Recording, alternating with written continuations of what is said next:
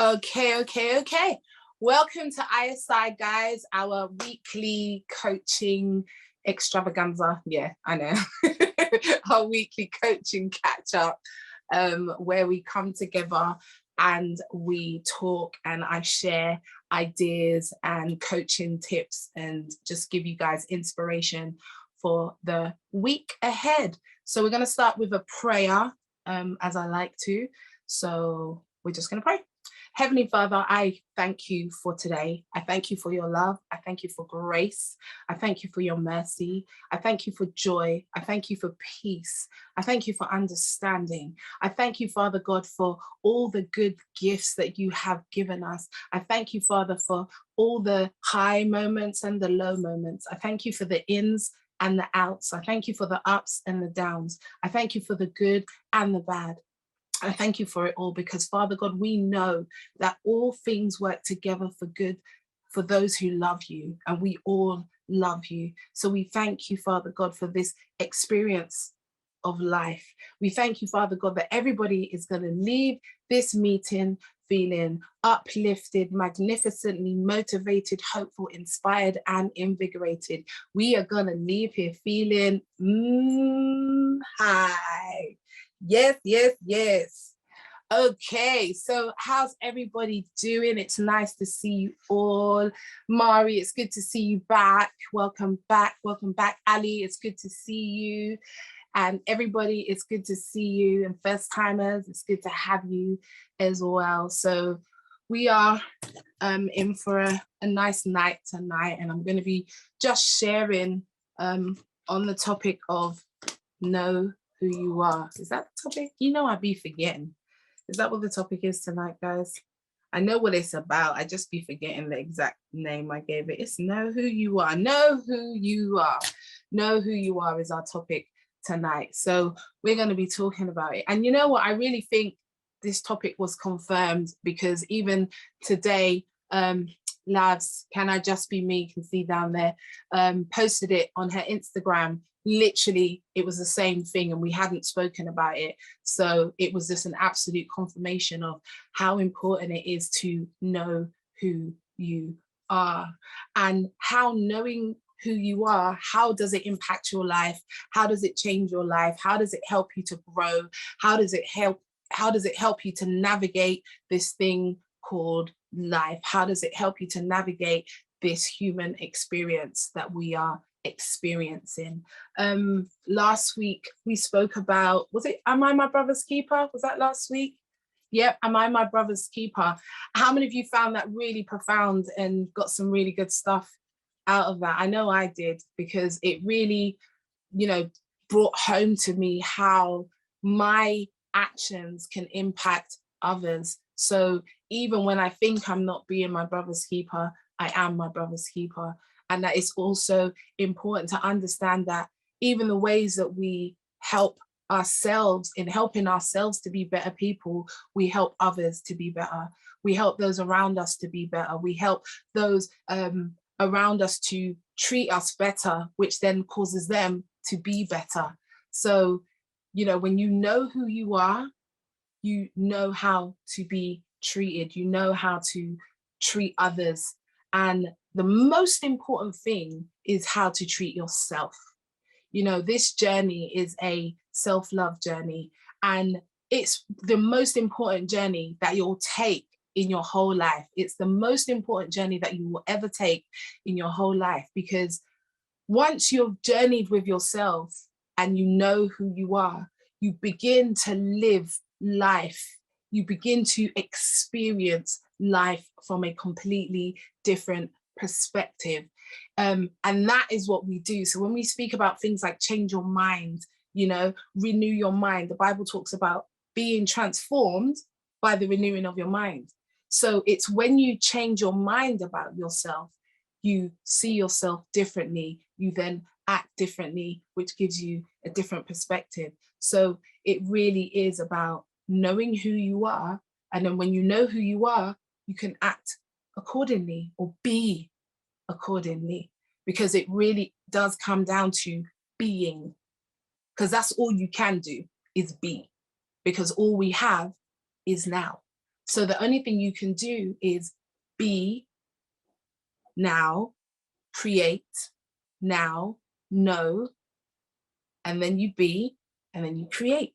Okay, so when you know who you are, you will be who you are, which will in turn help you to create who you desire to be. So if today you desire to be, I don't know, if you decide to be a stand-up comedian, okay, you make that decision, then what do? Okay, you start getting your jokes together. You start doing this. It starts with an idea. It starts with a mindset. I want to be this. I'm going to talk about myself. I want to be a life coach. I'm going to be a life coach. I am a life coach. It started off as I want to be, and then it became I am. So I started speaking it over myself. And the more I spoke it over myself, is the more I changed my perspective about myself, which helped me to manifest being who I am today. Because I know that I know that I'm home. I know that this is exactly what God intended, or what I intended to experience in this time and in this place in my life. And I tell you what, when you go through some stuff and you come out the other end, boy, do you really get to know who you are. Boy, do you get that. Mari's like, come on, girl. Boy, do you get to know who you are. And remember, I said a couple of weeks ago when we spoke about relationships, the only way that you can really know who you are is through relationships, through experiencing yourself in relationships. So when we talk about relationships, we talk about friendships, we talk about mother-daughter relationships, we talk about boyfriend-girlfriend relationships, husband-wife relationships. I don't know what kind of wife I am because I'm not married.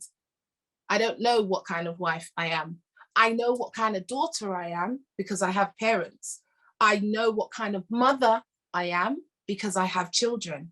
So only because I've had the experience of being could I know.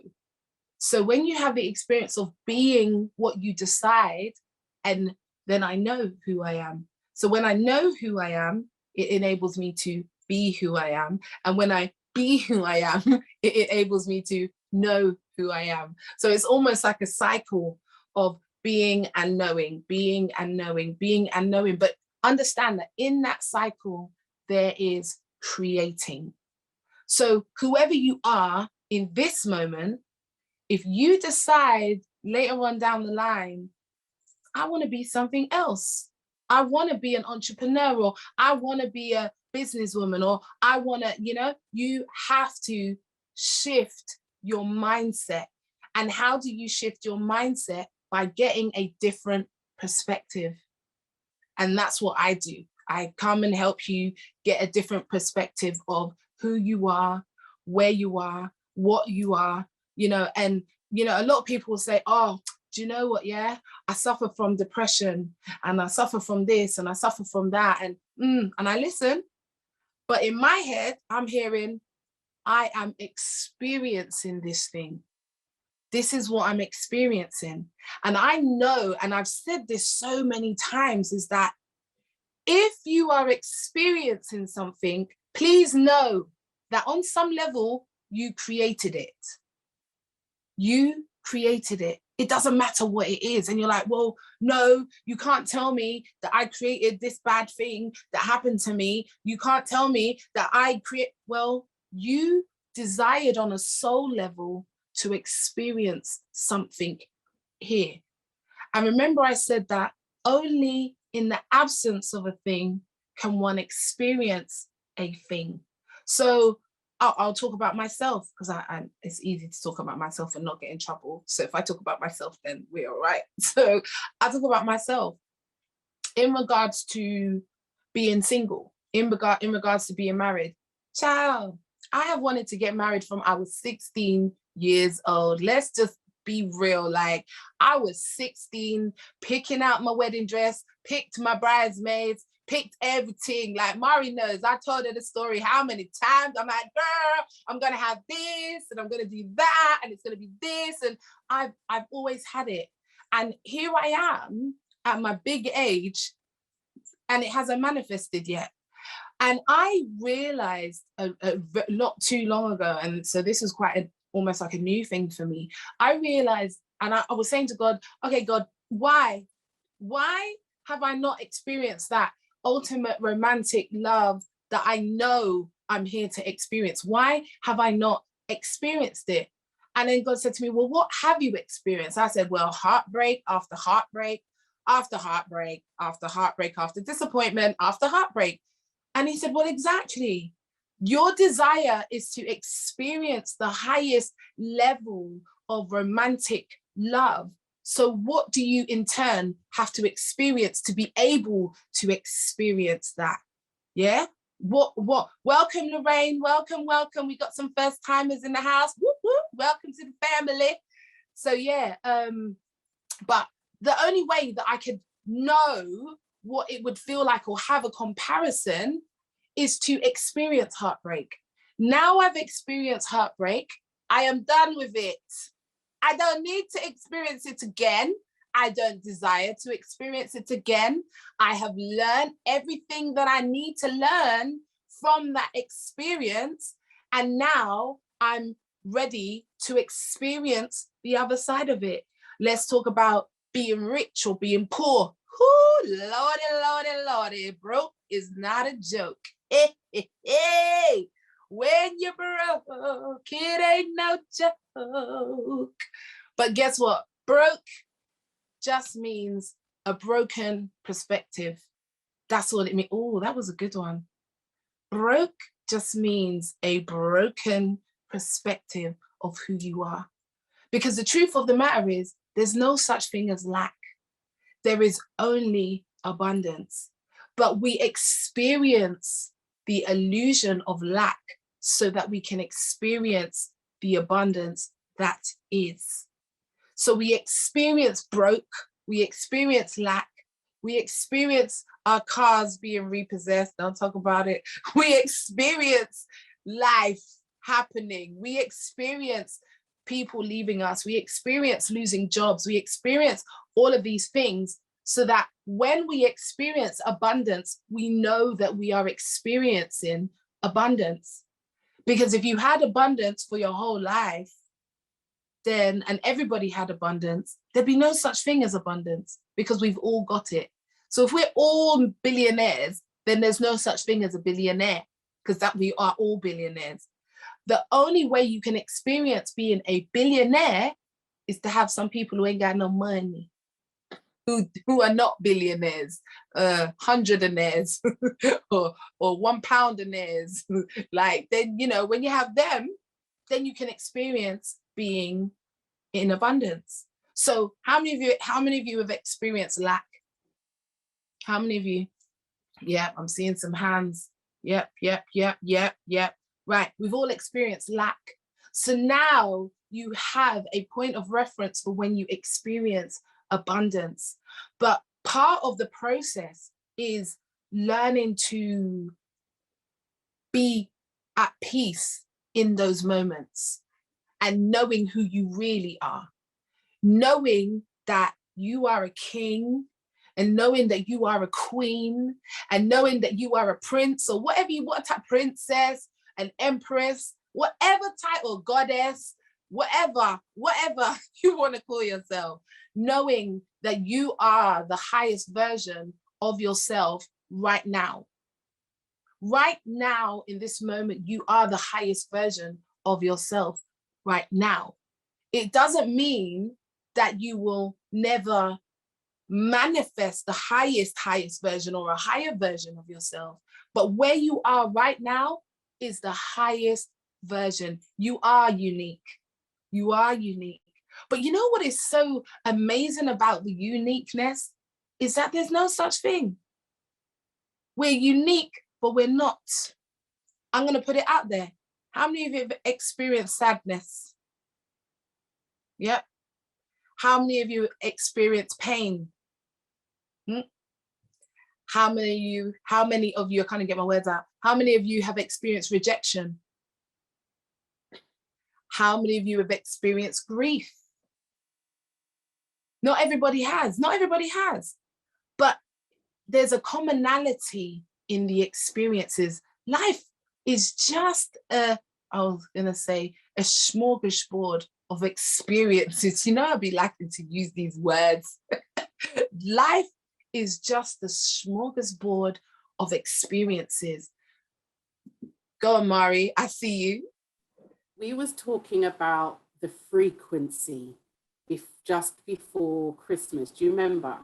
Mm-hmm. And he was talking about the hot and cold. It's just right. Run through that again. Like tell that, explain that, break that down. Okay. So when we say about experiences, so when we talk about having the experience of lack and having the experience of abundance, you have to understand that they are the same energy.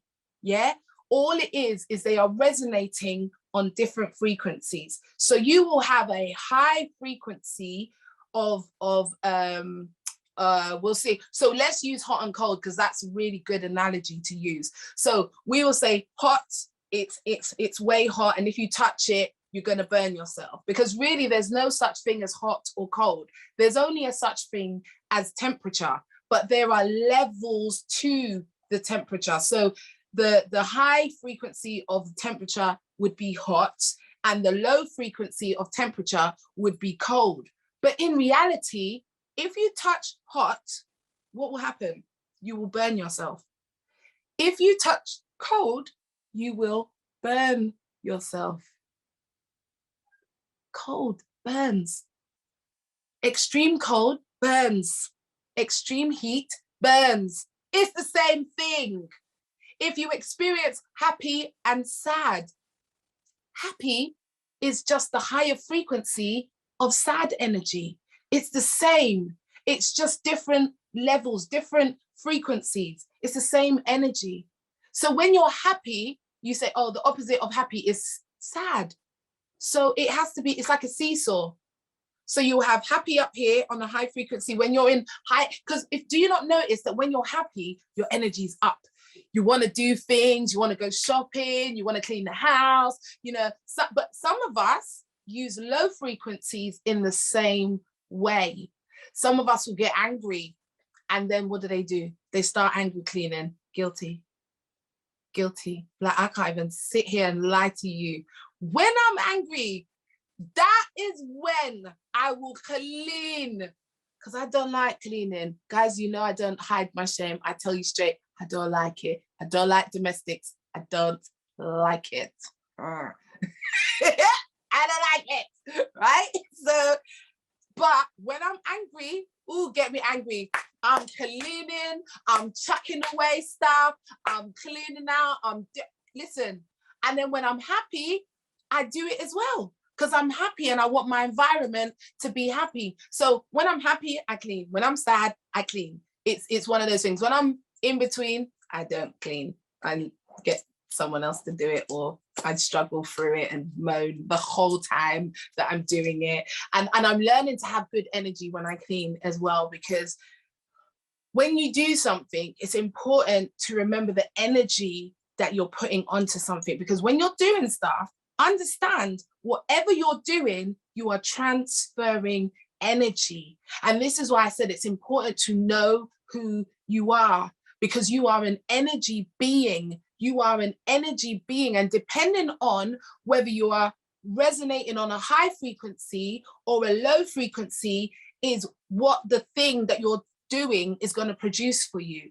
So, for instance, if you go into a relationship and you have an issue with your looks, yeah, you're not confident, and the person that's dating you, every time they see you, they say, good morning, beautiful. Good morning, beautiful. And you're like, why do you have to keep saying that? I'm not beautiful. You're just saying that. You're just saying that.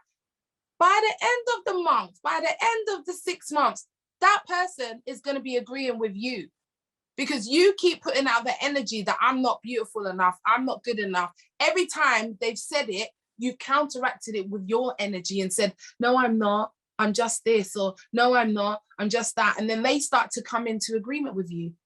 If you speak something over your life enough, people will start to come into agreement with you. People will start to believe what you're believing. People will start to say what you're saying. People will start to do what you're doing. So it's important that you know who you are. So I'm going to give you an example of not knowing who you are and what it can be to not know who you are. So temperature, what do you say? I couldn't see that. I'm going to have on my glasses on there, but I will have a look at it. Where am I?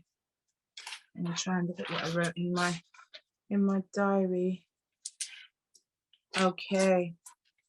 I think I wrote it somewhere else. I can't find it. Never mind. I remember what I wrote just as well. So, for instance, if you are born a king, you're born from a royal family, or if you are born a queen, you are born from the royal family, you have royal blood running through your veins, and something happened. And for some reason, you needed to be taken away from your family and given to someone to protect you or whatever. And you grew up in a household that was slaves or they were poor.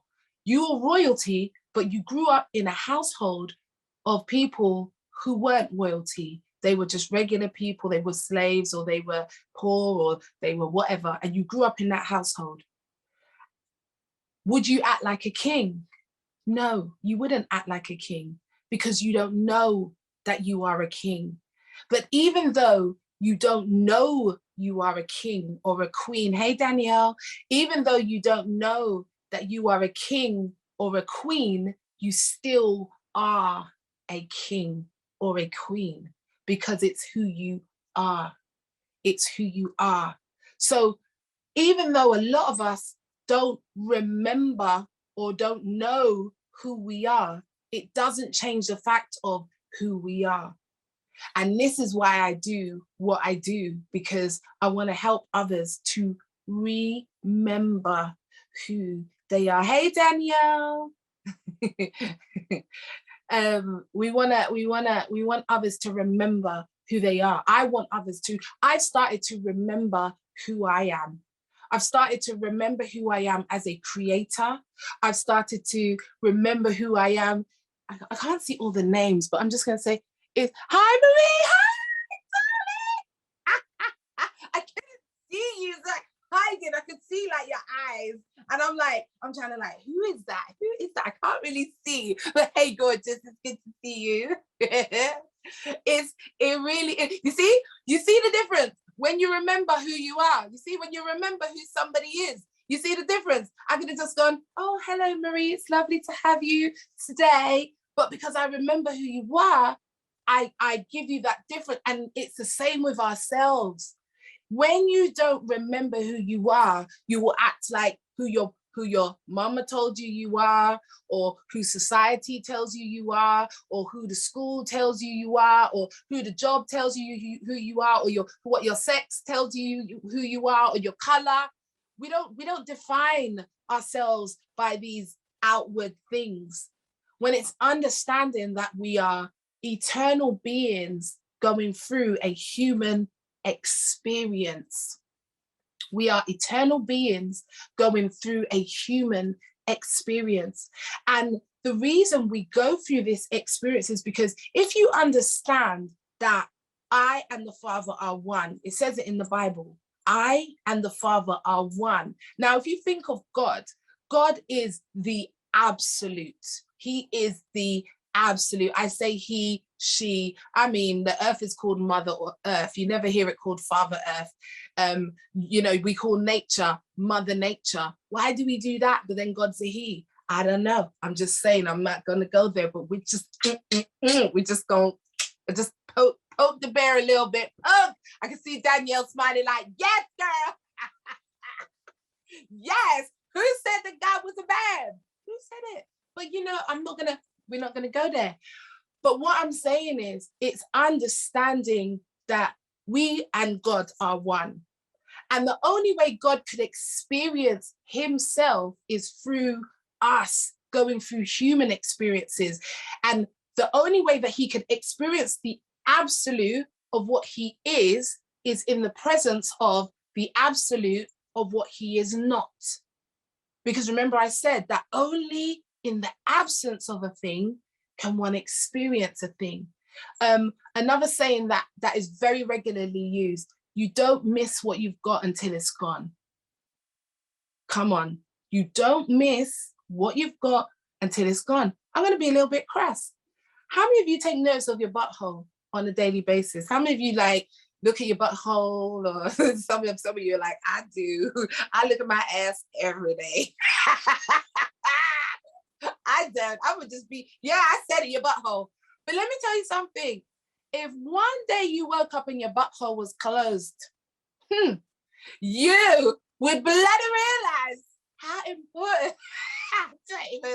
Some of you are giving me some really funny energy right now, and I just can't deal. I'm chucking all of you in the bin right now. The energy here, guys, allow me. I can feel every single one of you in here, and y'all are just giving me energy. Stop. It's funny. But like, if you woke up in the morning and your butthole was seized, like, mom, we could talk about it. My mom had constipation, and I'm telling you, you never realize how good it is to take a dump until you can't. Like, what? You don't realize what you've got until you don't have it anymore. Like, I'm gonna go a little bit deep, just to do a, if that wasn't even happening, even the farts wasn't coming.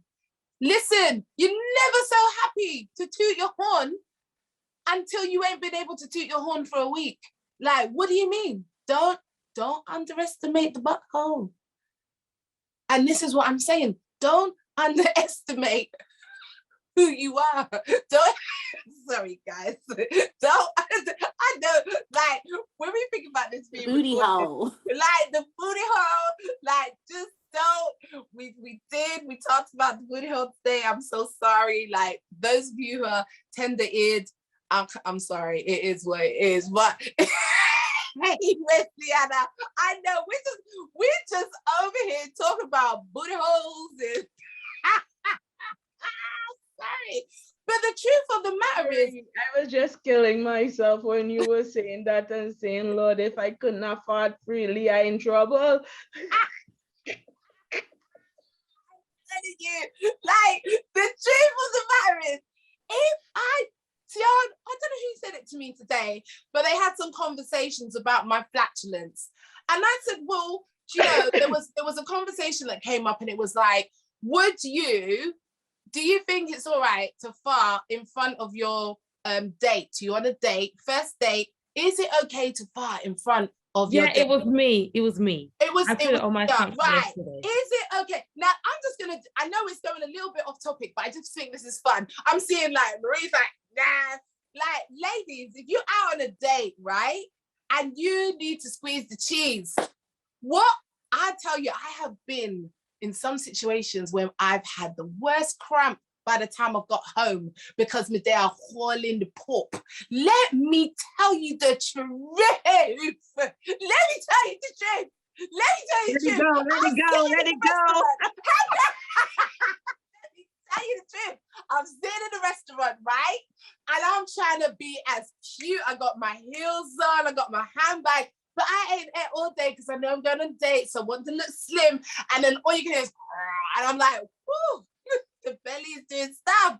And I'm like, I just need to, and I'm like, I cannot. And you got to hold it. And then they offer to drive you home. And then like, do you want to go for a walk in the park? I'm like, yeah, let's go for a walk in the park. And I'm like, Jesus, Lord, I go to the toilet and you try and squeeze out and you're just like, Lord, I can, listen, the amount of bad belly I've had because of dates. I don't know about it. I don't know what's more important, my pride or my gut. And I don't know, guys. Like, that's the truth, but we do it. Like, so what are we saying? Like, I've said my piece. Anybody want to chime in and tell me what do you think is appropriate or not? Do you think it's appropriate to break wind on a first date in front of your date? Do you think it's go on, Wesleyana? Oh, wait, all right. I never felt that was appropriate. And I used to pray and ask God to make sure it never happened. And my husband thought I was a queen. Until we got married, then he realized I could let it rip good and proper. He said, if I'd only known, I might not have married you. Wow, those levels. You see, this is what I'm saying. There is levels to this. There is levels to this stuff. But you know what? The thing is, it's like, we know as humans, yeah, right, long day. We know as humans, it's a normal bodily function. And the reason why I'm glad that we brought it up is because of society has taught us that it's improper to do something that your body naturally does in front of another human who actually does the very same thing. Now, it doesn't make sense. And this is where we get to that thing of not really knowing who we are. We are who they've told us to be. Don't fart in public. Don't fart in the lift. Now, as a normal person, you would know. You're in a lift with 5 people. Don't fart in the lift. But I'm telling you, I've been in a lift and somebody has done it. It wasn't me. And I made a very big thing about it. I said, oh my God, who did that? Hurry up and open the door, man. One of you lot is nasty, you know? And then you just see everybody in the lift busting up laughing. Because I was like, just lighten the moment. It's just a fart. We all fart, like, you know, but it's society has taught us that so many things are wrong. Farting is a natural, babies do it all the time. Sometimes with extra stuff that comes out when they do that. And it's not nice, but it's true. What do we do when you feed the baby? You pat them and then they go like this. Oh, well done, good girl, good boy. When does that change? When does that change? When do we stop telling our babies that it's good to bring up your gas? We start telling them, hold that in, that's disgusting, cover your mouth when you're yawning. Can I say something? Absolutely. Hey guys, sorry, just before you say anything, Keith, 1 second. Guys, if you do want to talk, yeah, use the raise your hand feature, yeah, because it just makes it easier for me to get to you. So just use the raise your hand feature if you do want to jump in. Yeah, Brother Keith. I have you back. Welcome back. Yeah. Happy New Year, guys. Happy New Year. I think that, yes, there are some cultures that it's normal. Some cultures deem it as normal. And I think that, I don't think it's, yes, society has portrayed it as being wrong, but I think that it's often unpleasant because of what's going on in your gut. There is so much mixture and then so much different fragrances that could be pushed out. So I think it's more of an unpleasant thing as opposed to a natural thing, because everyone does it. Because even if someone does it and like, oh, everyone, it's a giggle. Even grown folk will be giggling like, oh my God.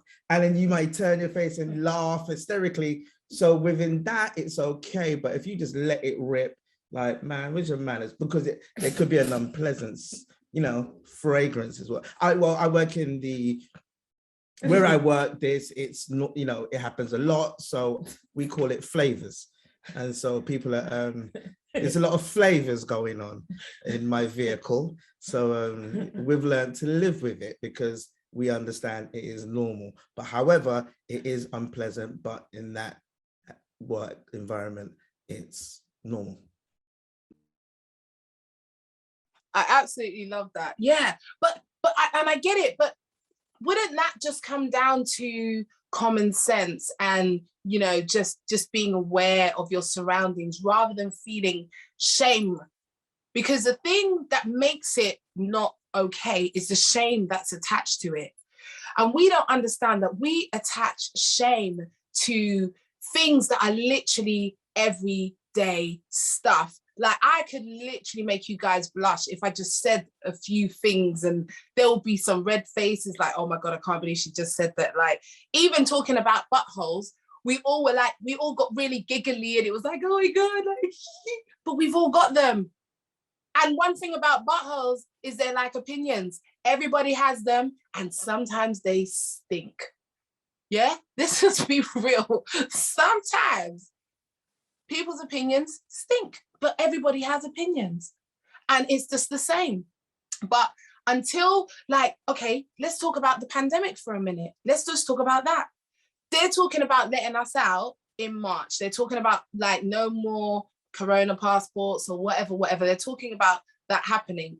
How many of you have got excited at the thought of just going back to normal? They're not telling us, oh, this, that. They're just saying you can go back to normal. We took normal for granted. I took being able to buy a plane ticket and just go to wherever I wanted to go at any given moment. All I needed to know that I had my passport. If I needed a visa, I'm gone. Now, that being taken away from me, I now want to travel more than ever. I want to be on the beach. I want to go to different countries now. I want to experience the world even more than before, because it was taken away from me. The freedom to just hop on over to Trinidad and go and see my girl, where's Leanna in Trinidad, like that got taken away from me. To be able to just hop on a plane and go see my chicas in America, it got taken away from me. And there was conditions put on it.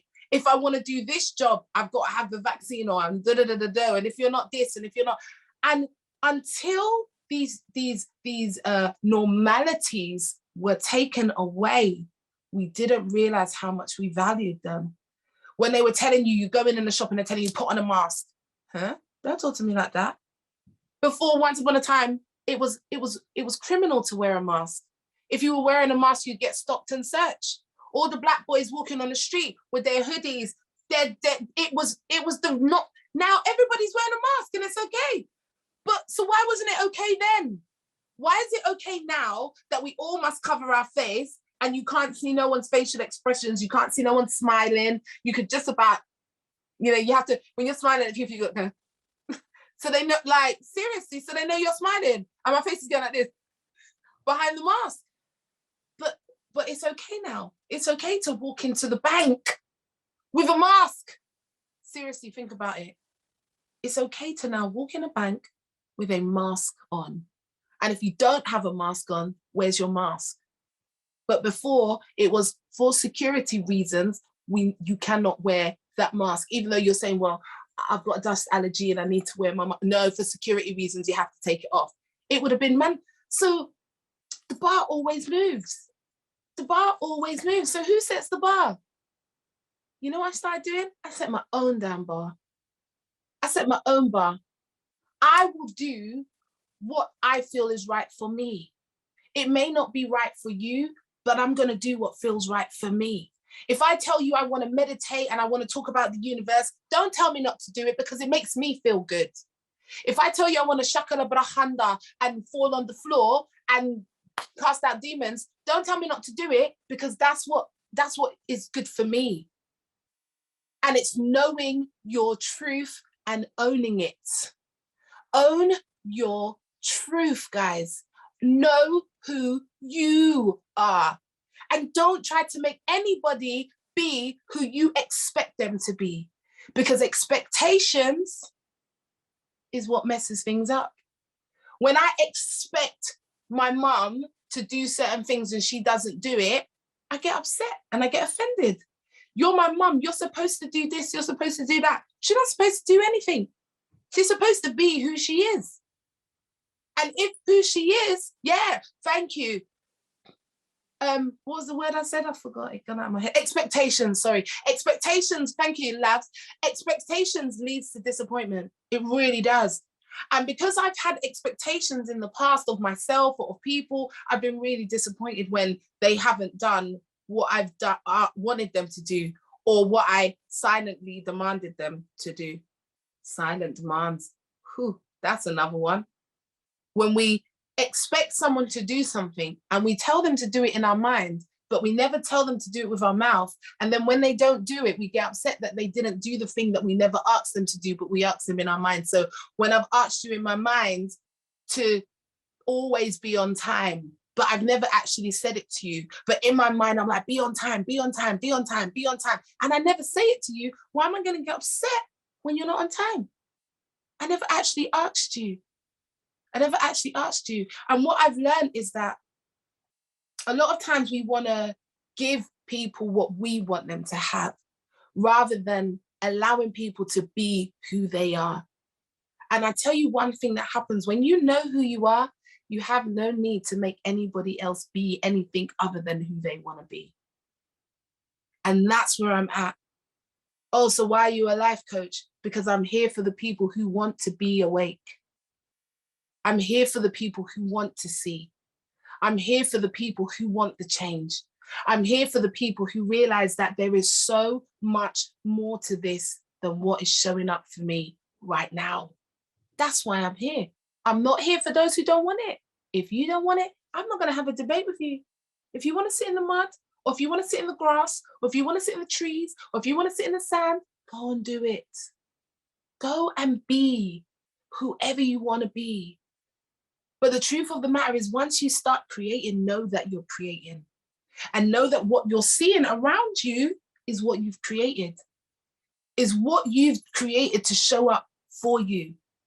If good things show up for you, we say, thank you, God, which we should. But you and the Father are one. You helped to create that. You helped to create what you are seeing.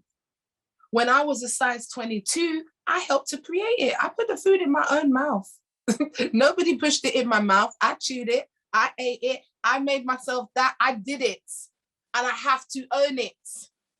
And then when I saw the big bodysuit that I was wearing and I couldn't get out of it, I said, no, sir, I'm going up the stairs and I'm carrying all of this extra suit that I'm wearing. She's got to go.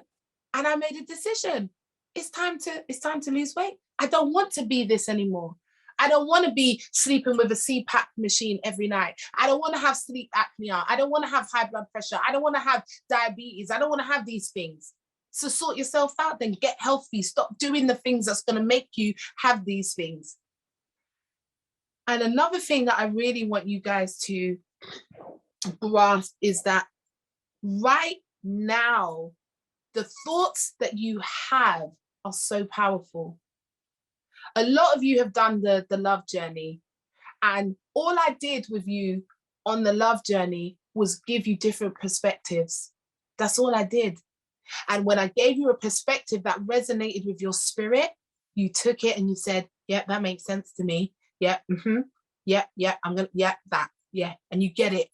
And then it starts to change the way that you view the world. You start to change the way that you respond to the world because you get it. All I did was give a different perspective. Somebody else may come with another perspective that you may get and I may not get it. But it doesn't mean that it's wrong. It just means it might not be right for you. So it's knowing who you are and accepting who you are and creating who you want to be. Creating, remembering, I am a child of God. I am a direct product of God.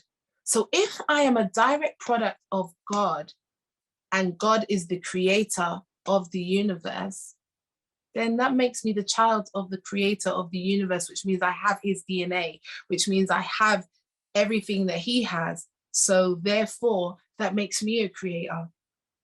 Right. Oh, but why does bad things keep happening to me? Because you want it to. And that's what you're choosing to experience. Why does my money keep dwindling out of my pocket? Because you want it to. And that's what you're choosing to experience. No, it's not. No, I don't like when my money disappears out of my pocket. Then stop letting it disappear out of your pocket. Stop having scarcity mindset. Start understanding abundance. Start understanding that speaking those things that be not as though they are. The reason the Bible tells you that is because of the power of your words of creating and creating vibrations. When you speak, you create. And it happens instantly. It happens now. We don't see it now because we are in the confines of the illusion of time, but there's no such thing as time because all you have is the present. There is nothing outside of this very present moment that we are experiencing right now. All of you are here with me and we are collectively experiencing the present.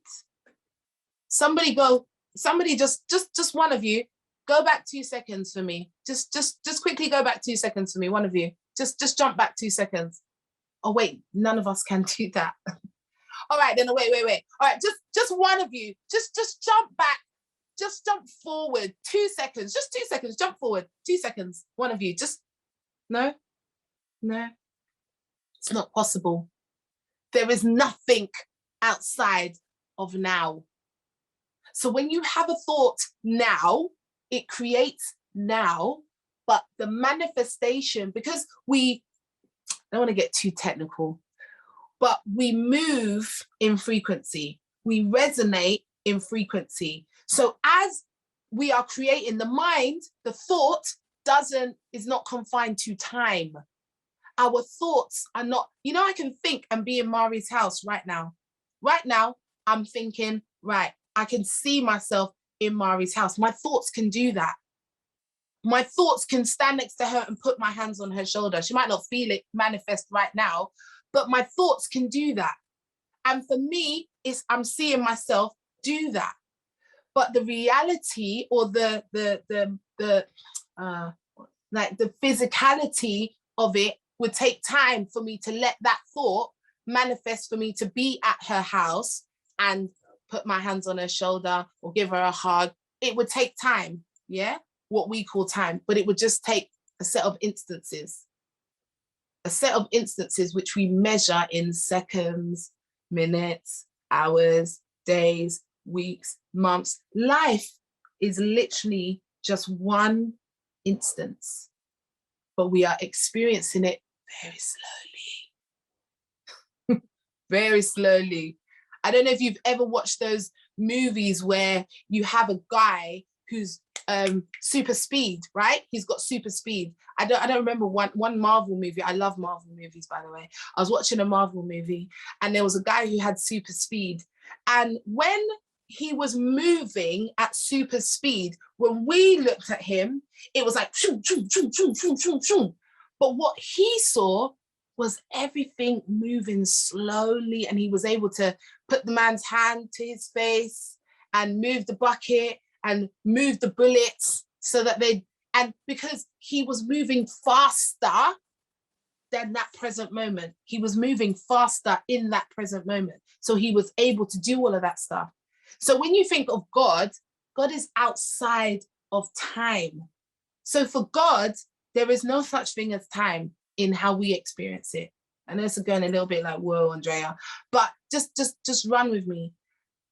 God is outside of time. So when you have a thought of, right, I'm going to be a billionaire, I'm going to manifest ISI life coaching, and I see it and I visualize it. Visualization is so important, guys. It's so important to visualize the things that you want to manifest. It supercharges what you're trying to manifest. If you are trying to manifest something, visualize it. And not only visualize it, feel it. So visualizing and adding emotion to it helps things to manifest quicker. It helps things to, it heightens the frequency of what you're trying to get show up. So thoughts with emotion creates. Thought with emotion creates, right? It creates. What are you saying there, Wesleyana?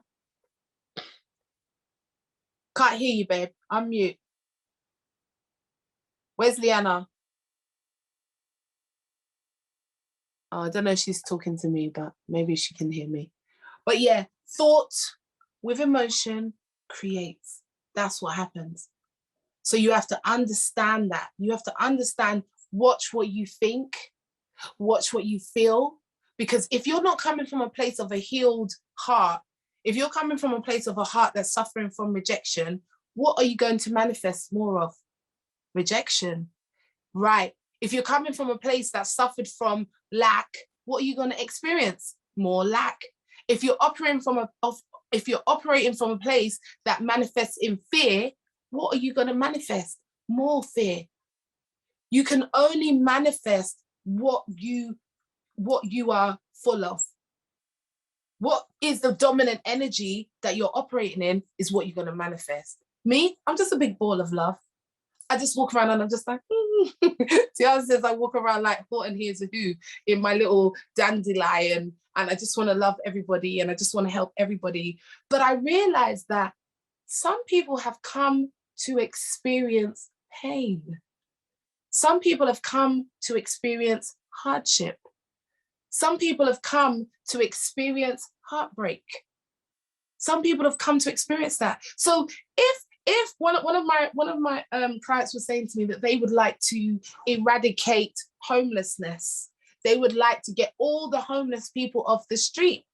And I said, that's very amicable. It's really wonderful. But what if the person's sole purpose was to come here and experience being a homeless person, and you eradicated homelessness? Then you would stop that person being able to experience the very thing that they came here and desired to experience. What makes you judge and jury that that is not a good experience for them?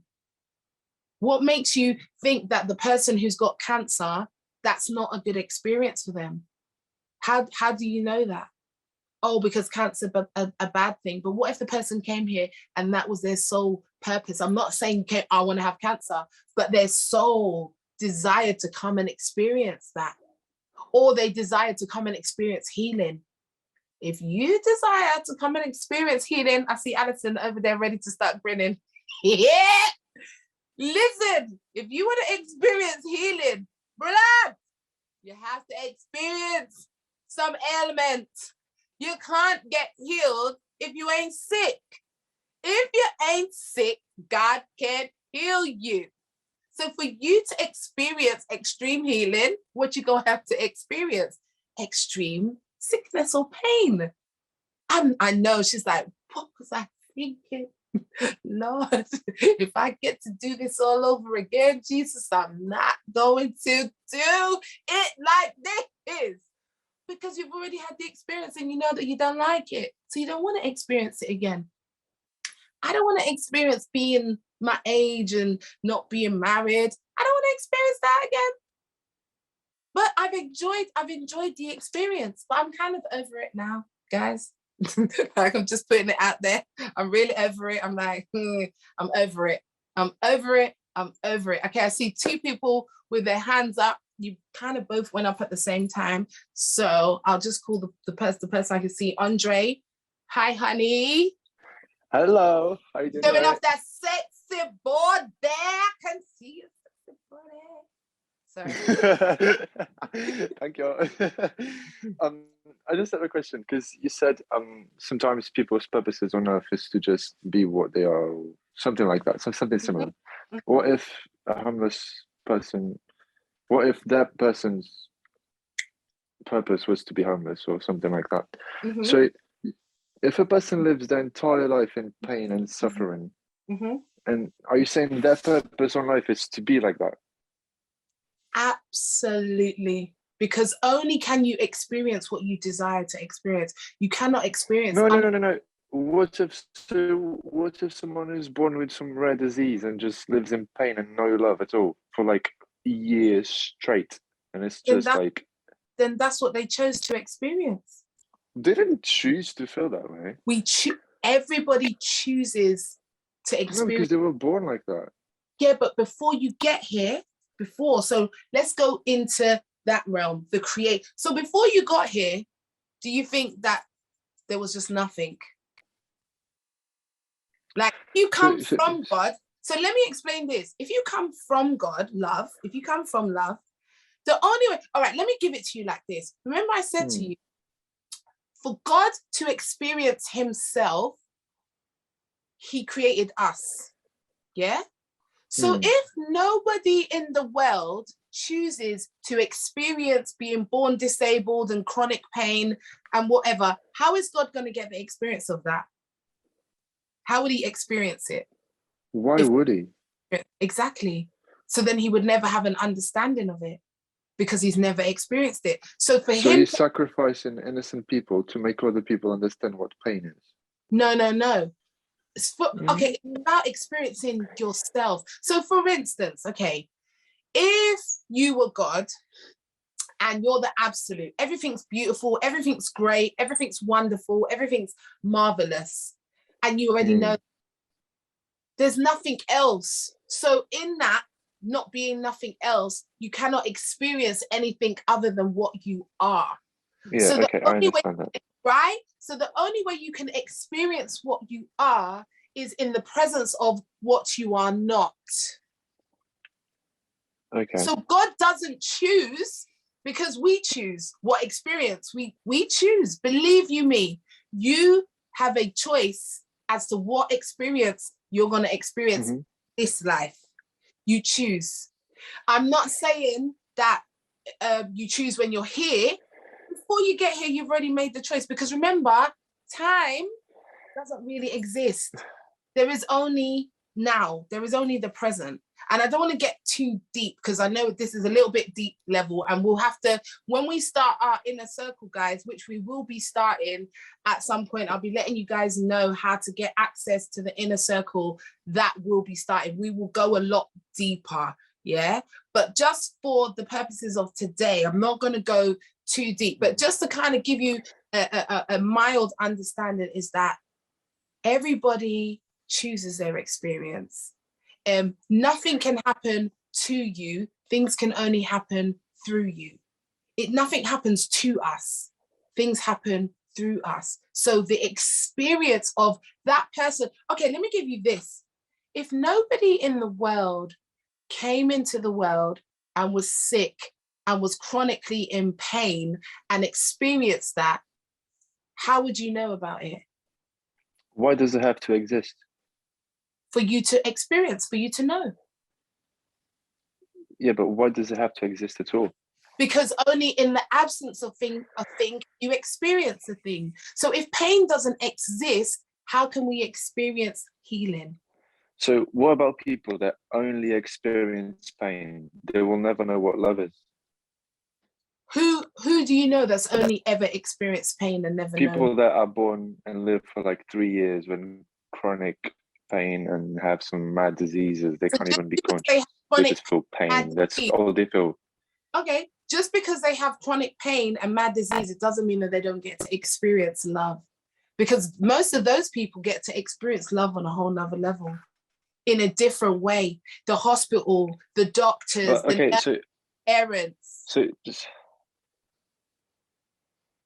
But it does happen when people just feel pain and negative stuff all the time. And I'm not talking about a period of time. I'm talking about the entire life, constantly. Yeah. Why? Because that's what they choose. That's what they choose.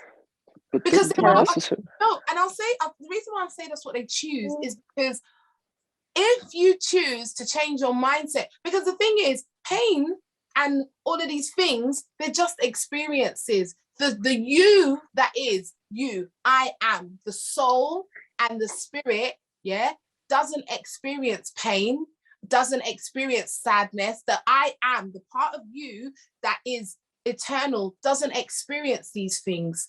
Only the physical body experiences these things. And the physical body is a temporary blip on the wheel of eternity. It's temporary. So if you looked at it outside of time and you think, oh, for their whole life, 5 hours, 10 hours, 10 years, 10 years is like it's nothing to experience that.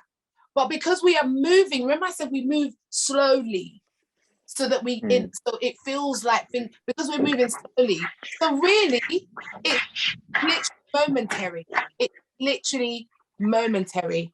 But I'm gonna let somebody else. I know me and you, we have these deep philosophical, and I will give you an answer to that. Okay, if that hasn't kind of helped a little bit, but I hope it has helped a little bit. Yeah. All right. Cool. Love you. All right. Lorraine, was it Lorraine had her hand up? Hello. Hello. Hi. Can you hear me? I just wanted to say, like, I kind of understood like some of the things you were saying about when you choose to come here and things like that. Yeah. But I also think like we didn't come here to necessarily suffer what we chose. Sometimes we experience those things because those things we need to experience so we're able to relate to other people so we can also help those other people. That's why you find the best youth workers are people who's been through certain things, they've done crime themselves. So when you go to help that person, you can relate to them, because we tend to listen to people who we can relate to more. Exactly. So I don't think it's necessary, like, even if if in your context, if you say we chose to come here, like, not everybody agrees with that statement, because like, but I understand what you mean. Like, before we come here, we choose what kind of life we want to live. But when we end up on the earth, we don't necessarily remember what we chose. Right. But I don't think we necessarily chose to come here to suffer and go through just that pain. I think No. there's a purpose behind it, but sometimes we don't find our purpose as people. Exactly. And to what the other guy was saying, there is people who've never experienced love. I truly believe that. When you grow up in a country where it's full of war, your parents have died, you're suffering, you don't have no one around you, there's no love. Your environment is just to survive. You don't understand love. And when it comes to love, it's not that, it depends also on your definition of love, because you might have an understanding of love, but everybody loves differently. It's for you to choose whether you accept that love or not. But with the terms of what we call love, I don't think everybody experienced that. Everybody doesn't experience love in the same way. Yeah, but I believe everybody will experience love on some level, whether it be physical love, whether it be superficial, whether it be emotional, whether it be self-love. Because you think of that person that you're saying to me, let's just say Uganda. They're in Uganda, it's that war. They only know survival. Why are they trying to survive? If they didn't love themselves, they would just let themselves be killed. But they obviously have a level. Maybe it's not like a thing of surviving, like wanting to survive because they love themselves. It's because we naturally have fear in our body. There's many people who want to commit suicide, but halfway through the suicide, even though they want to die, if they could stop it, they would actually stop it. So but did you know fear is only the lower vibration of love? So it's actually the same energy. So when we talk about what's the opposite of love is fear. So if you're operating from a place of fear, then you can, if you're operating from a place of fear, you're still actually operating from a place of love, just in a lower vibration. So even if you save yourself because you're afraid, it's still, you're afraid of what? Losing your life. Well, it's like saying, like, then love and hate is the same thing. It is. It's just a different vibration. Yeah. Then, therefore, it's like saying, then I'm gonna take it deeper, because like I'm one of those people. Like, I'm gonna take it deeper. Is then like saying then? Right. Are you saying then God and the devil is the same thing? It's just on a different frequency. Absolutely. Because that's well, I can't agree with that. Wait. When I'm saying, but you have to understand. So what God is what? What is God? Love. God is love. God is pure. God is everything was good. And the devil, we define everything as everything bad. Yeah, and the devil, as you know, right? See, Andre, this is what I'm trying to say. But hear what I said. And the devil, as you know him to be, is the complete absence of everything that God is. Right? So, but I wouldn't say they're like the same thing. I'm not. But if there's only one thing, how can they not be the same thing? Because there is only one thing. I feel like there's many different types of energy. Like there's lots of different types of energy, but there's only one energy. Ultimately, there's only one energy, and we all come from it. And the only way we can experience it, like I grew up in church, so I've had church mindset for 45 years of my life. And coming to and like I said, guys, please do not think I'm trying to convert you. I'm not trying to convert anybody to believe what I believe. All I'm doing is giving you a different perspective, which might be mine, which might be somebody else's, just giving a different perspective. So when we talk about energy, even in the Bible, it tells you that the devil is not a physical being. He's not a person. He's not this. He's an energy. No one sees the devil. We feel him, as what we say. But Yeah, I'm not going to go there too much because I know that there are people who I personally, I don't really believe in the devil like that. I believe in positive energy and I believe in negative energy. I believe in love and I believe in fear. That's what I believe in. I don't really believe in this horned being that goes around and does wicked things. I believe that people have mindsets to, and they have free will and they can do whatever they want. So if they choose to vibrate on that low energy, they're going to manifest wickedness, hatred, killing, blah blah blah, all of that stuff.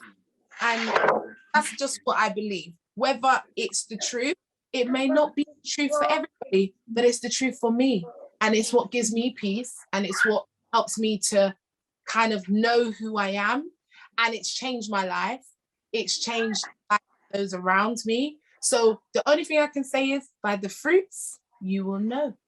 And I see good fruits. I see this room full of beautiful, amazing, intelligent, non-controlled people who are here in free will, who've been going for a year, and we're growing together.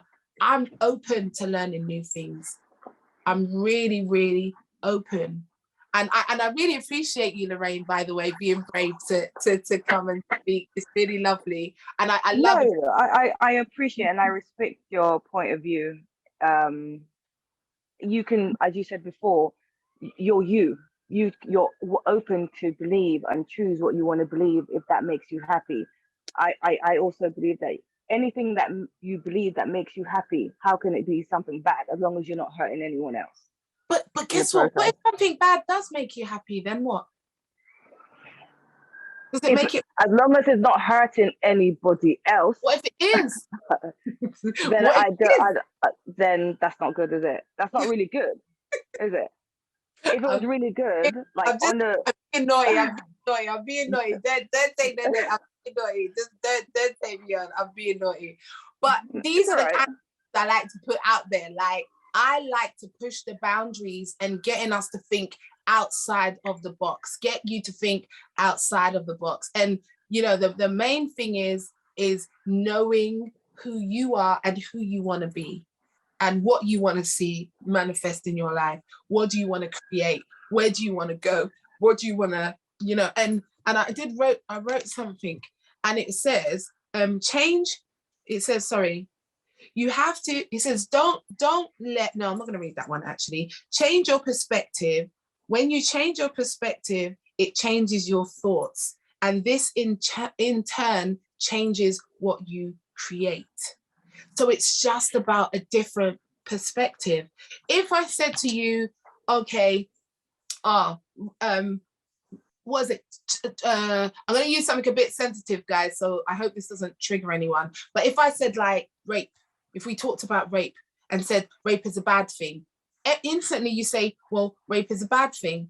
Mum, you don't mind me using your story, do you? Right. My mum was sexually abused by her father, right? And got pregnant and had my sister. And my sister gave birth to children who are my nephews and nieces. And they're now here being an amazing blessing in my life. They have literally helped me to change my life. So what he did may have been a bad thing, but good came out of it. So then if good came out of it, was it actually a bad thing then? Just a question. Like, yes. Something to think about. Yes. You would say it's a bad thing? I would. You would say it's a bad thing? Yeah. Why would you say it's a bad thing? Because regardless of the good, what came from it, because God allowed, like, turned it into something good, it doesn't stop the suffering that your mom went through and the trauma that she still has to undergo or take, or all those kind of things. So it is bad because now she's affected for the rest of her life. She will never trust. In a better way? What if she became strong? Your children are not bad, and it was a result of a good thing. But what the act was a bad thing.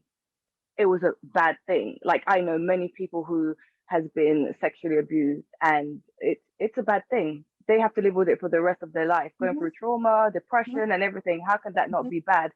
Just because we're looking at only the good. That Well- mean murderers and everyone should just get away with everything they do,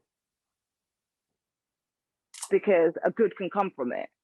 Okay, but all right then. So, but you don't believe that murderers should get away with everything that they do? That they shouldn't. They should be judged. And what Well, should murderers? what I think is that I wouldn't like to live in a world with certain people walking Okay. around next to me or my kids. Okay. Because if I was to say, okay, they get off it, and then they come and kill my child, well, you know. Right. So you're saying. So I'm going to just say this. You're saying murder is a bad thing, right? But if somebody was coming to kill your child in front of your face, and it's either you or the child, who are you going to kill? Well, if someone's gonna kill me and I had to choose if they kill me or my child, then they could kill me if that's what you mean. Or if they're coming to attack my child, it's not. I'm not necessarily intentionally going to kill them. You see, even All if right. it come from Whether it's intention, whether it's not intentional, if you kill them, then you're a bad person or it's a Yeah, bad thing. But if you well, save your child's life by killing that person, does it make it a bad thing? yeah, but that does not justify what your mother's father did, because he intentionally done it. It's all about the intention But behind we don't it. know what his intention was because we weren't there and we're not him. Well, to me, his intention, I wouldn't think that was a good intention to do that to your own daughter, to put her through suffering. With the pain your mom is going through, how could you look at your own child and think it's okay to touch your child in such a manner?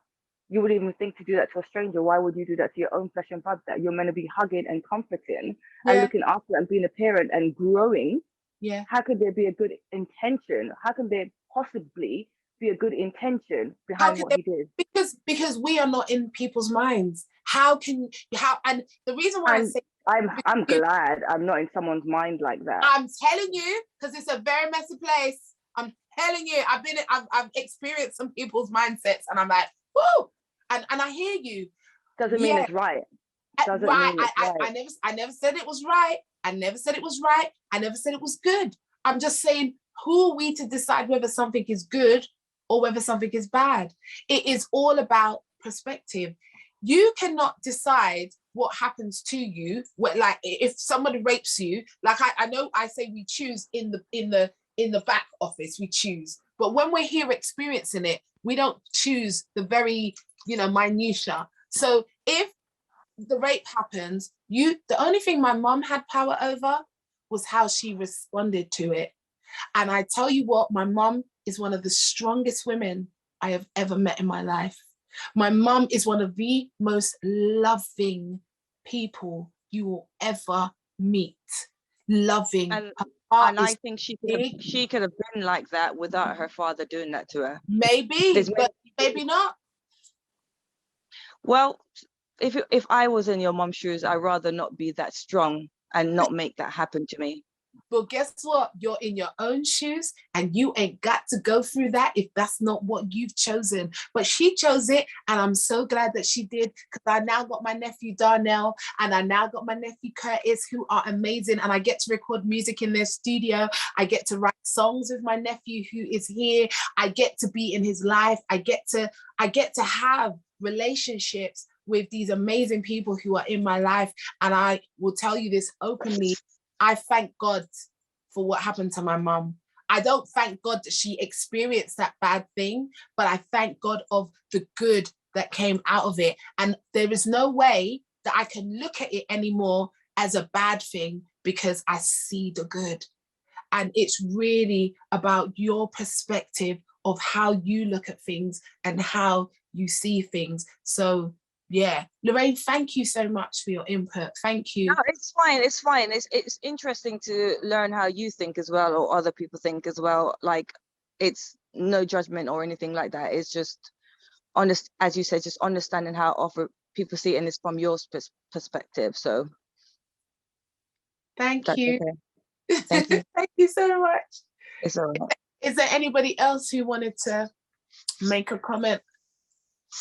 We're going deep conversation. We're going to be winding up soon, guys, because I know when we get like this, it goes very deep, and I don't want it to go too deep. Okay? We are going to create a platform where there is going to be opportunities for us to go really deep. So all of you guys who've got your hand up, I'm going to get to you.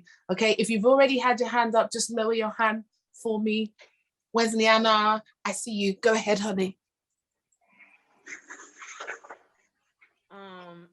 With what Lorraine shared, I can understand, because that used to be my perspective before having gone through many experiences also and encounters with Father. But what your perspective that you brought forth with Mother Patricia is a case of where the scripture says, out of evil cometh good. All things work So together. that and this is my perspective of looking. Don't you think, Lorraine, that God, he's who I call Daddy, that Dad didn't know that Patricia's paternal father was going to rape her? Don't you think he knew that was in his thoughts from however long? And then, don't you think he could have caused somebody to walk in the room or wherever the rape was taking place that could have caused it to have been aborted and not take place? We serve a mighty God, but it had a reason why God allowed it to happen. And based on what Aundrea is sharing, the reason was for this sister of hers to be birthed, who has by extension birthed a beautiful niece and nephew who today are a tremendous blessing to many people, not just Aundrea, because of what she shared that they are into. So it will have, which means they have a recording studio. There are many other artists being blessed by their talents, abilities, and ministry. And my encounters with Mother Patricia showed me that she had a choice to let this thing be a burden and put her through the depression you described she would have gone through. But she might have had it in her youth, might have encountered that. But in the outcome, I rather observed from Mother Patricia that she chose, okay, this was the hand I was dealt. This was allowed for a reason. I love my daughter, and God stepped into her life whenever. And she had her encounters with Dad that caused her to not pull away from God, and went through all what she has gone through, where today Mother Patricia, from my personal experience, has been a tremendous blessing to me and many others. And she is literally a mother. And if Daddy allowing this is to bring forth the prophetess and the mighty, loving, caring mother / woman of God she is today, we have to say thanks. But what we need to find out is what happened to Daddy. Which Daddy? What happened to him? Bad man.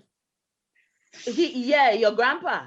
What happened? But this is I am sure he was dealt his reward for what he did. Yes, because I believe that there is always cause and effect. And I'm gonna tell you the truth. My grandfather, he died alone and miserable of cancer. Now, I'm not saying that happened to him because of what he did, but when you hold unforgiveness, even of your own self, when you have that level of bitterness inside you, it's gonna do something to you. It's gonna eat you up. It's gonna I'm telling you, there is no way you can hold negative energy inside your body and it doesn't manifest in some physical way, shape, or form. It really, really, really does. Yeah. So thank you for that, Wesleyanna. Thank you so much. The next person that had their hand up was Donnell. Sorry. Hello, everyone. So, like, how I look on it, and this new perspective, is that the word? Perspective Yeah. it has freed me so much. A lot of my understanding from the Bible. I believe that there is so much truth in the Bible, and at the same time, I believe that there are a lot of misconceptions. Because I don't think anything is a lie. Anything that's there represents a truth in some sense. So say that God is all powerful. He's created everything, beginning and the end. He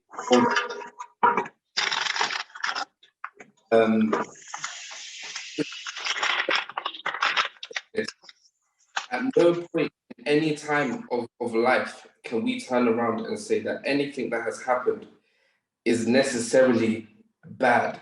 Because if God has created this whole divine plan that we are living, I don't feel like I have it in me to discredit God that much to say that although he's created a plan, that some of that plan is bad. I, as an individual, have decided to realize that there are things that happen in life always. And me, as all of us as individuals, we can say some of these things are good and some of these things are bad. That is our perception. But what I'm learning is what you do upon having these experiences. There are so many things that happen that are out of our control. We are, as my auntie said, we create individually, but then also as one whole human race, we create collectively. So before we're even born, we are born into a world full of creation of what we call the good and the bad. So there's some things that are completely out of our control, but as the individual, we every day get to choose what we do with that. If we constantly live in a mindset of separating ourselves from things that we class as being bad, how can we ever overcome them?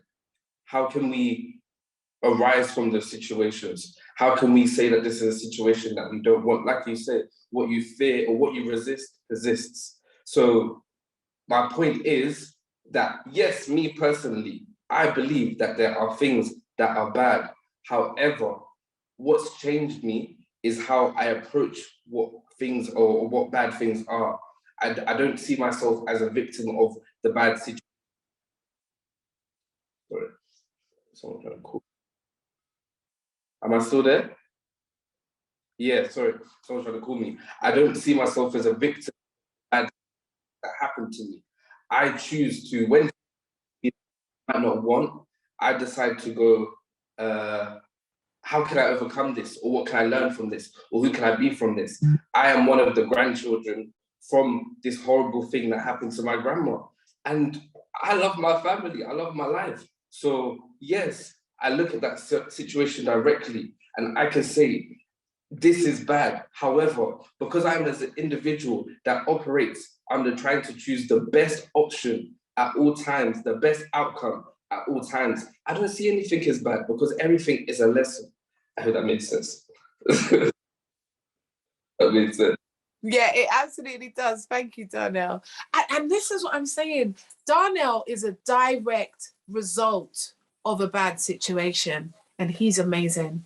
He's one of the most loving, caring, genuine, beautiful people that I've ever met. And he came as a direct descendant from that. So sometimes bad things do come from good things. So we can't judge everything to be bad because sometimes the bad is necessary for the good to come. If you're going to make diamonds, diamonds have to go under immense heat and immense pressure and immense, all of that. And then we get a diamond and then we say it's a good thing. But the process that it went through to be a diamond was not good. It was not nice. It was hard. It was, you're pressing this thing and then you're adding heat and then you're pressing it. And then even pearls are created because of an irritation. but we wear them and we add such value to them, but they are created by a piece of sand getting in the thing's tongue or wherever it is and irritating it, and it creating a soft texture around it to protect itself from the irritation, which then creates the pearl, which is a beautiful thing which we sell for lots of money. So was that a bad thing that the clown was irritated, or was it a good thing? How do we define? How do you decide what is good and what is bad? Catherine, you had your hand up, honey. Yeah, sorry if there's any background noise. We're doing late bedtime. I was going to say as well, it's similar, that it is perspective, and it is as well when you're in a situation. I think it's fine for it to feel bad for the period of time that you need it to feel bad, because good can come out of having that time as well. But it is like Darnell said, I always see optimism in things. So sometimes it's like my car got clamped or something, or I got a ticket, I'll feel like, okay, maybe I'm supposed to get my car clamped, I'm supposed to get a ticket this day because something worse could have happened on the way. I could have had a car crash, so maybe this was God doing this for a reason. Exactly. So, I'm going to cut it short because someone's just laughing at that. But yeah, so I think it just comes to perspective, and I think it's okay for it to feel bad for a period of time, but it's okay to come to realization. And I think we as people feel better for it if after a while we can forgive and come to the realization that that was a good thing. Yeah, because thank you so much for that, Catherine, because at the end of the day is what serves you. Does it serve you to believe that this thing is bad? Because if it serves you to believe that it's bad because it will stop you from doing it or stop you from letting somebody else experience it, then it serves you. And then you are right to experience it as a bad thing because it serves you to believe that it's bad. Me, on the other hand, it doesn't serve me to believe that what happened to my mum is bad because I see the good that's come from it. I understand that the action was a bad thing, but I can't look at it as a bad thing because of all the joy and the beauty that I've seen come from it. So in the same way that the pearl is the irritation, it's seen as a bad thing, or the diamond is seen as a good thing, but the process is not always beautiful. And this is where it comes to trusting the process. Hey, I know Daniel's like, I know about trusting the process. You have to trust the process because sometimes the process is not going to be pretty. I have experienced stuff in my life that I would not wish on my enemies. But I'm glad that I experienced it because I now know what I don't want to experience anymore. I now have a point of reference that when I'm living in Nirvana, I will know that I'm in Nirvana because I've been in hell. I've been experiencing hell. And I don't want to experience hell anymore. So if I have to walk around in my bubble and make everything be lovely, then that's what I'm going to do because it serves me. If it doesn't serve you, don't do it. If it doesn't feel right for you, don't accept it. There's no reason for me to force anything on you or anybody that you don't want. Do what serves you. I don't know who was first. Was it Danielle or Mum? Patricia?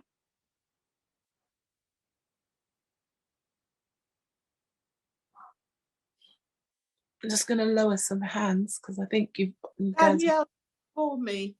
Danielle was before you, sorry. Go ahead, Danielle.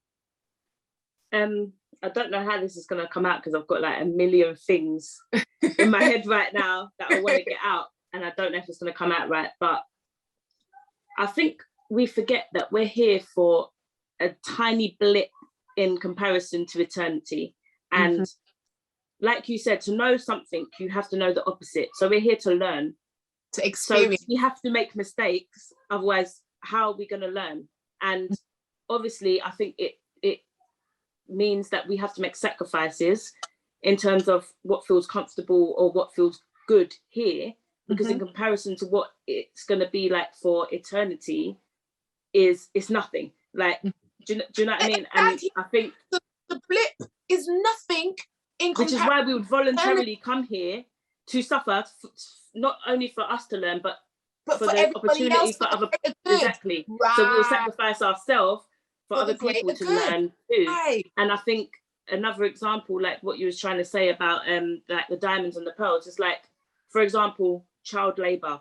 It's painful. It's one of the most painful things you can experience on this earth. But you know you're bringing in a new life, and we choose to go through it again and again and again because although we experience hours of labor, which feels like when you're in that moment, it feels like it's never going to end. And you say you're never ever doing that again. But once you have that baby and you experience the however many years you're going to have of having that child, it all is worth it, and you would do it again and again.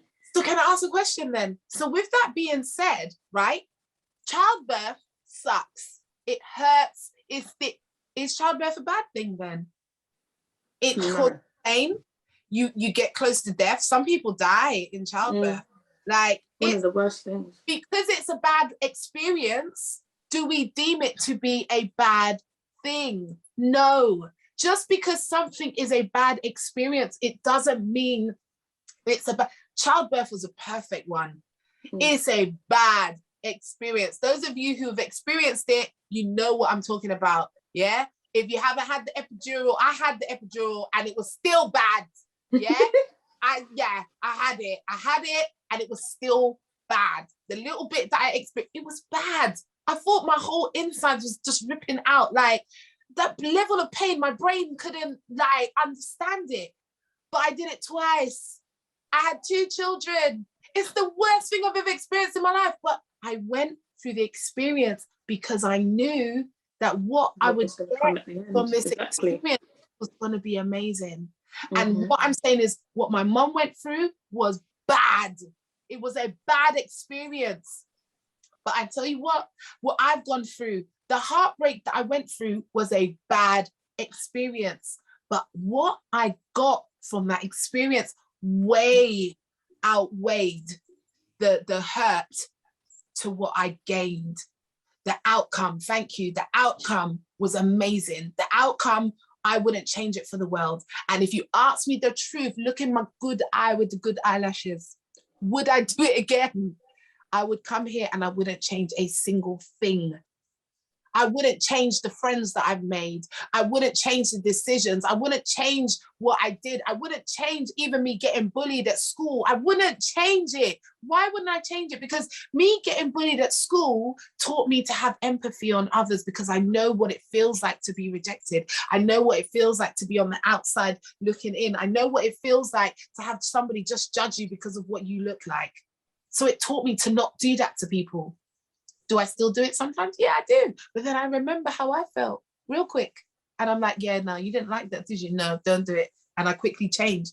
So childbirth is great. Sorry. Can I say one more thing? As well with the whole God devil thing, I feel like my interpretation of it is that God is like the highest frequency and vibration of that thing. And the devil or whatever is the lowest vibration and frequency of that thing. And I think that we like you said, we have to experience both to know each one. And I think it is very symbolic that God is everywhere and in the sky and whatever in the Garden of Eden, and that the serpent is a snake that's on the, you can't get any lower to the ground than you are, than it is.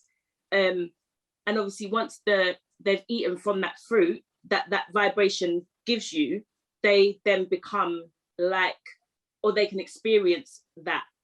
Like I can't articulate what I'm trying to say properly, but I think it's quite self-explanatory, even in the example that it gives in the Bible. Do you understand what I'm saying? Like of the 2 spectrums of the high frequency and lower frequency. Yeah, absolutely. And like I said, it's up for interpretation, guys. Like, you know, I grew up in church, believing in hell. I believed in the devil. I believed in all of these things. I really did. And I just choose not to anymore. And I tell you why I choose not to, because someone gave me a different perspective that resonated with me. And when I got that perspective, I could not then unfeel or unknow what I knew and what felt right to me. If it doesn't feel right to you, don't do it. If something doesn't serve you, don't experience it. If experiencing the pain of this situation doesn't serve you, then don't do it. Don't do it. Don't have kids, because having kids is painful, not just physically, mentally. Lord Jesus, they does do some stuff. Your life is not your own for 18 years. Like, people get less time for killing people. Like, let's be real out here, you know. But it's understanding and knowing who you are and who you desire to be, and creating that. And I know there's a couple more of you with your hands up. Thank you, Danielle, for sharing. Was there anything else you wanted to say? I know there is. All right, if there is, but I'm just gonna see who else had their hand up. Oh, Patricia, you had your hand up. I've only one word I have to say. Okay. That God knew me before everything. So if God knew you before everything, then you must have had to have some kind of consciousness, because he can't know you if there's no consciousness. And that's biblical. Patricia, I just love you so much. Yeah, right. We're going to give her the sprinkles for that one. Like, he said before, listen to the word of God, because, and this is, thank you. This is why I love the interaction, guys, because you guys trigger little things that I bring to my remembrance. He said, before you were formed in your mother's womb, I knew you. Before. Okay, so how could he know me before I was formed in my mother's womb if I didn't exist before I was in my mother's womb? How could he know me? Just saying. So those of you who think we don't choose, he said he knew you before you was in the mother's womb. So how? Where did he know you? Where were you? I know that once we get here, we forget everything, because that's the only way that we can create. The only way we can create ourselves is to forget who we are. So we feel the creation process taking place. That's the only way. That's the only way, but it's in the Bible. Don't shoot me. Before you were formed in your mother's womb, I knew you. And when the Bible talks about knowing, it's an intimate knowing. It's knowing on a deep, intimate level. He said that he has numbered the hairs on our head, numbered them. He didn't say he knows how many, he said he numbered them. So when that one falls out, that's hair number 4,668 that fell out right there in the hairbrush. Oh, yeah, that's hair number 25. Oh, yeah, that's hair number 46. Oh, yes, girl. Hair number 55 is going to go gray tomorrow. Mine was 55, 21, 189, right? Just a whole lot of them just decided to just go gray. And I'm just like, okay, we'll just shove them under a wig and we'll be fine. But thank you for that, Mum. Was there any more that you wanted to add? Okay, here comes the church finger. Good. I just want to show something and then say something. You lot will keep me here all night, but I can't stay here. This beautiful girl. Oh, Joe, show it. Just press the screen. This girl. This beautiful girl. Yeah, she is. I'll try and see if I can find a better picture of her. But yeah, say what you want to say. She is the one that came from my ordeal. As Aundrea said, I wasn't happy when it happened, but when I see what's come out of it, I praise God, because God said he knew me before the foundation, so he knew all this was going to happen. And I just give God, because if he knew that was going to happen to me, by rights, I should hate God. I should hate him, because he knew that was going to happen to me, because he said he knew me before the foundation. Okay, this is this young lady that she's talking about. This is my sister. So this is the child that came from that sexual abuse relationship, my big sister. Beautiful daughter. I love her so much. Beautiful soul. Beautiful soul. And, you know, we are, even though she came from that, she is still an individual. God knew about her. She was chosen before the foundation. Before she was formed in my womb, she was chosen. So really, if God knew all that, I should say, well, God, I don't love you. I hate God. No, but I don't hate God because he chose me. Yeah.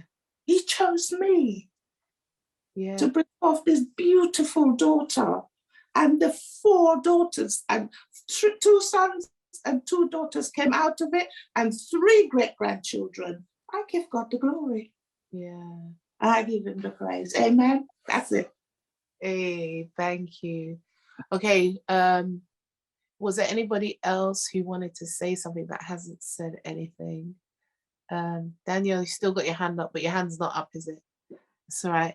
Patricia, you still got your hand up. Anybody else who's still got their hand up that doesn't want their hand to be up?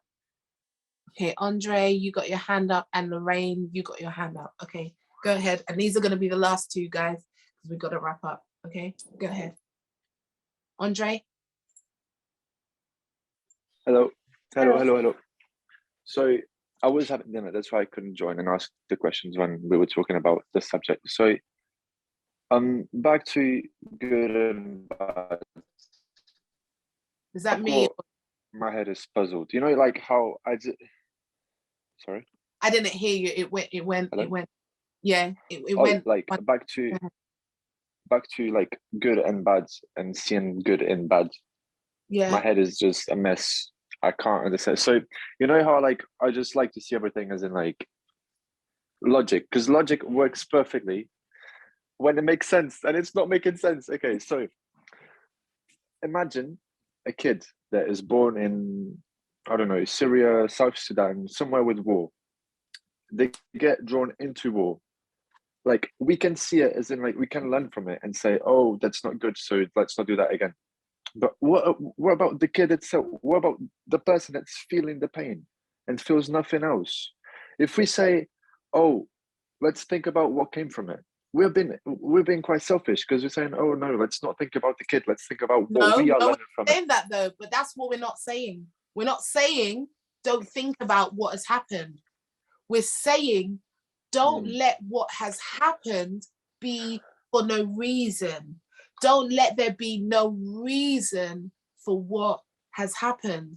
What has happened, don't let there be, like, don't let their pain, like for Jesus dying on the cross then, don't let him dying on the cross be in vain. Learn what you're supposed to learn from it. Learn what you're supposed to learn from his example. That person that came and was in pain and did whatever.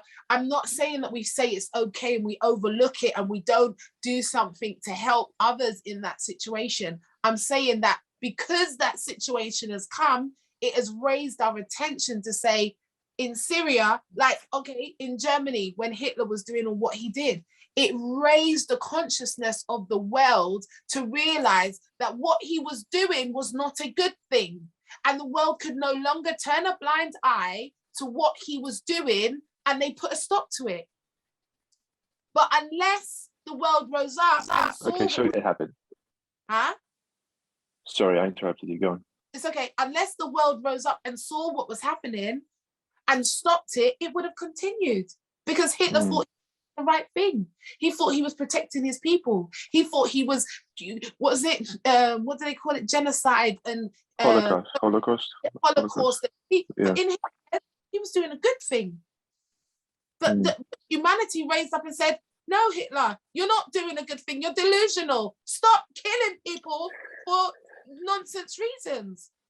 And it enabled humanity to realize that we do have a heart.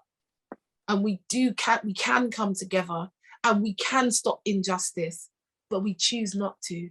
We choose to close our eyes. We choose to not see it. We choose to ignore it. We choose to not deal with it. And that is not right. That is not good. But when we choose to learn from it and say, I've seen the injustice. I've seen people go through that. I've seen people in pain. I want to be one of the ones that's going to stop that in this world. I want to be the one that's going to change that in the world. If you learn that from seeing that injustice, it was worth it happening. We're still going back to the same. I understand that and I respect it, but we're still going back to the same point. I am grateful that someone else went through that pain. So now I know. Like, it doesn't make sense. Be grateful. It doesn't, people are going to go But I can't be grateful that someone else went through pain and watched people die in front of them. It doesn't make sense. And Okay. we're saying, oh, but then don't. It's up to you. The choice is yours. The choice is yours. You can be grateful for it or you cannot. It's all about perspective and it's your choice. If you choose to not be grateful for it, then they may have died in vain, because Andre never got the realization that, you know, this is a bad thing. And I sacrificed my life so that he could see that this was a bad thing, but he never got it. They didn't sacrifice their lives. They were killed. You don't know. You don't know that. This is what you assume. And this is the thing about assumption. It causes what? Disappointment. Because you're assuming that that's what it is. You don't know. And the truth is we don't know. What am I assuming? You're assuming that they didn't choose that. You're assuming that they didn't sacrifice their life. You're assuming that their life was just taken. You're assuming that. That's what happens in war. People go to war, free will. Nobody marches. Civil war. Nobody marches. Israel, Palestine. The people in their country made the decision. But we can The go people over above. this. We're gonna have to go over this another time, because I can't do this right now. But guys, so this is something that, you know, it is quite deep, and it is going to be something that you're going to have to like get a bit more understanding of. We'll have to go a little deeper into it. And Andre, I appreciate you, you know, being honest and open with your discomfort with it. And this is healthy, guys. Don't feel like I'm not shutting anyone down. But the truth of the matter is, I don't have all the answers. I'm not gonna sit here and act like I've got all the answers. I just give you what I have. If what I have is not enough, go and seek knowledge. Go and find wisdom. Go and read books. Go and ask God. Because if you ask him, he will answer. He's very much here. He's very much present. Ask him. He will tell you the truth. He will tell you what will give you peace in your heart. If what I say here doesn't sit well with you, ask God. Explain it to me. Let me know. Let me understand. Lorraine, you're the last one. You got your hand up, sweetie. Oh, sorry, my son is talking in the background. Oh no, my hand's been up the whole time. I've just been listening. Oh, okay.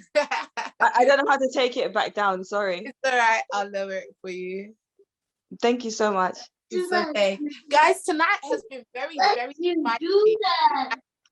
This spicy conversation, and I want to encourage you guys to engage with us on our platform, engage with us on ISI, on our WhatsApp group. If you're not a part of our WhatsApp group and you'd like to be, just send a message to whoever invited you and they will give you the link to join the WhatsApp group. We will be doing this every week and we are growing together. This is called Iron Sharpens Iron. And the reason it's called Iron Sharpens Iron is because I don't have all the answers. And when I speak to you guys and you guys speak to me, I'm here learning just as much as you guys. I'm not going to sit here and be like, this is my platform, I've got all the answers. All I've done is create a space where like-minded people or not like-minded people can come together and we can have discussions that are gonna get our brains thinking. Because I tell you what, a lot of the plan of the enemy is for us to just be some Neanderthals, just going and doing what we're told. But the fact that you're not arguing, you know what I mean, debating or discussing means you are thinking for yourself. And there is nothing more beautiful than when you think for yourself. So agree with me and disagree with me, but do it as you wish. As you wish, do it. Disagree. I love it. I don't, you know, I don't run away from it. It's just because of time. I'm not trying to keep you lot on here. It takes up 2 hours of recording time. And then we have to edit this 2-hour-long video. I don't want to sit down here watching this 2-hour-long video all over again. So I try to keep it to 1 hour. This is the truth. I'm just being honest. It's not because of anything else. It's long to do it. So I try to keep it short. And I love talking. I'm a chatty patty. Look at my life. So I am. And I love it. But I really appreciate you all being here with me every week after week. And we're growing together. we're learning so much, and there is so much more to come. Like I said, we will be starting an inner circle. I don't know what I'm going to call it yet, but an inner circle where we can have these really, really deep conversations with people who really want to know this stuff. Here I try to keep it a little bit more lighthearted, just because there's so many levels of understanding in here and people from so many different faiths and backgrounds. So we try to not get too political with it in here. So please understand if I've kind of shut it down, it's not because I don't value your opinion, it's just the time and the space for it. We are going to be planning, well, we are planning our official launch party. Okay, our launch event. We are going to be having an official ISI launch. And if you know me, you know it gets slapped where it got turn up. It slap where turn up all the way up. So we're going to be doing that. I'll be releasing dates and stuff and letting you know when that's happening. I just want to openly say welcome on board. I've got some new team members. I'll be introducing them to you over the next few weeks. I'll be introducing my team members, and you'll get to know them and see them. So you'll probably see them posted in the WhatsApp group and stuff. Check out our YouTube channel. We have a YouTube channel. Check it out. Go and get some stuff on there. Get some, you know, what we've done in the past and kind of see where we're at. Share. When we send out the link, please do help us to spread this message. If you care, share. If you don't care, share. Whatever, just share. It's good to share. And I love you all. And I hope you all have a wonderful, wonderful evening. And I hope you are feeling high. Some of you might be feeling frustrated, but it's okay. Because that's just a level of, yeah, I know some of you are like, Mama, I'm angry. I don't know what she's talking about. It's okay, because that's okay, because it's got your juices going. It's got your, you know, got the fire up in you. It's like, it's good. It's good to think. It's good to disagree with me. Disagree with me fast. Disagree with me openly. Do it. I love it, because it shows me that you're alive and you're using your brain. All right. So Heavenly Father, I thank you for today. And thank you for every voice that piped up today and spoke. I thank you for every heart. I thank you for every thought process. I thank you for everything, every good thing. I thank you for every bad thing, because like I said, and like you said in your word, is that all things work together for good. So if all things work together for good, in my head, it's kind of good. So I thank you, God, for the good, and I thank you for the bad. I thank you for the up. I thank you for the down. I thank you for the in. I thank you for the out. I thank you for the right, and I thank you for the wrong. I thank you for it all. And may we all have a wonderful, wonderful week. Please share and tell a friend and to tell a friend, and let's get ISI popping, and let's get people knowing what's going on and see the lives being changed by ISI. Okay, so I love you all. Have a wonderful evening and get off my Zoom. Not really. I love you guys. Bye, everybody. I love you all. Bye. Bye. Bye. Bye, everyone.